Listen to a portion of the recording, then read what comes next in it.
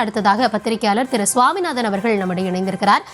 வணக்கம் திரு சுவாமிநாதன். அதாவது அமித்ஷாவினுடைய தமிழக வருகை குறிப்பாக தென் மாவட்டங்கள்ல பாஜக கவனம் செலுத்துகிறதா அப்படின்ற ஒரு கேள்வி எழறப்போ அரித்மேட்டிக்கா இவங்க போடுற கால்குலேஷன் எல்லாம் வேணா சரியா இருக்கலாம். ஆனா கெமிஸ்ட்ரி அப்படின்னு பார்க்கிறப்போ மக்கள் என்ன நினைக்கிறாங்க, அமமுக, அதிமுக, ஓபிஎஸ் இன்னும் பிற கட்சிகள் சேர்ந்தா கூட பாஜக மேல விருப்பம் இல்லாம மக்கள் தங்களுடைய வாக்குகளை மாற்றி செலுத்துவதற்கும் வாய்ப்பு இருக்கு அப்படின்ற ஒரு பார்வையும் முன்வைக்கப்படுது.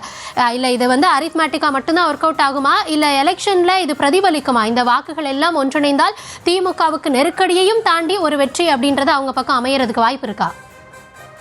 நிச்சயமா பாஜகவினுடைய இந்த காய் நகர்த்தல் அப்படிங்கிறது தேர்தல் அரசியல்ல ஓரளவு பலன் கொடுக்கும். ஒரு பெரிய பலனை கொடுக்காட்டா கூட நம்ம ஒரு தொகுதிகள் அடிப்படையில பார்த்தாலே தென் மாவட்டங்கள்ல 58 சட்டமன்ற தொகுதிகள் இருக்கு. இதுல ஏற்கனவே திராவிட முன்னேற்ற கழகம் 40 தொகுதிகள்ல ஜெயிச்சிருக்காங்க. பாஜக என்ன கணக்கு போடுறாங்கன்னா வட மாவட்டங்களுக்கு பாமக கூட்டணிக்குள்ள இருக்கணும். அது மாதிரி மேற்கு மண்டலத்துக்கு பொறுத்த வரைக்கும் கொங்கு பெல்ட்ல அதிமுக வலுவா இருக்கு, பாஜகவும் வலுவா இருக்கு. அப்ப தென் மாவட்டங்கள்ல பாஜகவுக்கு ஒரு வலுவான அடித்தளம் அமைக்கணும்னா அங்க ஏற்கனவே கடந்த முறை டிடிவி தினகரன் அவர்கள் தனியா தேர்தலை சந்திச்சாங்க அமமுக. அப்ப அமமுக தனியா தேர்தலை நிக்கிறப்ப 21 தொகுதிகள்ல அமமுகவால தான் அதிமுக தோத்தாங்க. கரெக்டா 21 தொகுதிகள். அதுல தென் மாவட்டத்தை மட்டும் நம்ம எடுத்துக்கிட்டோம்னா நாங்குநேரி உட்பட சரியா 9 தொகுதிகள்ல அமமுக லீடு எடுத்தாங்க. அதனாலதான் அதிமுக 9 தொகுதிகளை கோட்டை விட்டாங்க. ஒரு உதாரணமா நம்ம எடுத்துக்கிட்டா கூட தச்ராஜா 25,000 ஓட்டு வித்தியாசத்துல தோக்குறாரு காரைக்குடியில. ஆனா அந்த தொகுதியிலேயே அமமுக 40,000 ஓட்டு எடுத்திருந்தாங்க. 40,000க்கு மேலதான் எடுத்திருந்தாங்க. சோ இது இவங்களுக்கு ஒரு இப்ப டிடிவி போன்றவர்களை உள்ள இணைத்துக்கிட்டு தேர்தலை சந்திக்கிறப்ப அது பாஜகவுக்கு சில தொகுதிகள்ல கை கொடுக்கலாம். நம்ம எல்லாமே கை கொடுத்துரும் நம்ம சொல்லிட முடியாது. இன்னொன்னு நம்ம அந்த தென் மாவட்ட அரசியலை கூர்ந்து பார்த்தா கடந்த சட்டமன்ற தேர்தலில் நீங்க தமிழ்நாடு மொத்தமும் சேர்த்து பாஜக 4 இடம் தான் ஜெயிக்கிறாங்க. அதுல 2 சீட்டு தென் மாவட்டங்கள். ஒன்று நாகர்கோவில் எம்.ஆர். காந்தி ஜெயிக்கிறாரு, இன்னொன்று திருநெல்வேலியில இன்றைக்கு மாநில தலைவராக இருக்கக்கூடிய நயினார் நாகேந்திரன் அவர்கள் ஜெயிக்கிறாங்க.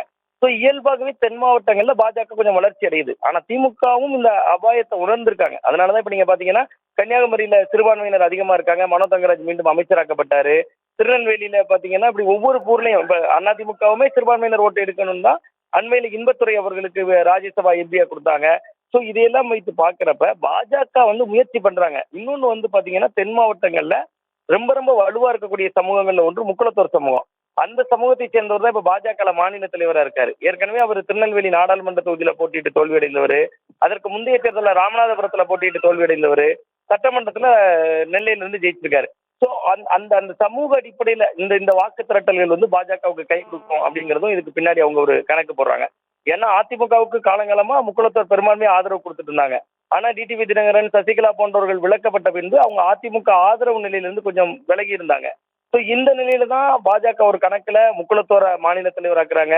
டிடிவி தினகரன் போன்றவர்களை கூட்டணி வளையத்துக்குள்ள கொண்டு வராங்க. சோ தென் மாவட்டங்களில் இது எதிரொலிக்கதான் செய்யும். அது பெருவாரியான வெற்றியை தராட்டாலும் இப்ப இருக்கிற சட்டமன்ற உறுப்பினர்களுடைய எண்ணிக்கையை விட கொஞ்சம் கூடுதலா கிடைக்கிறதுக்கு ஒரு வாய்ப்பு அமையும்.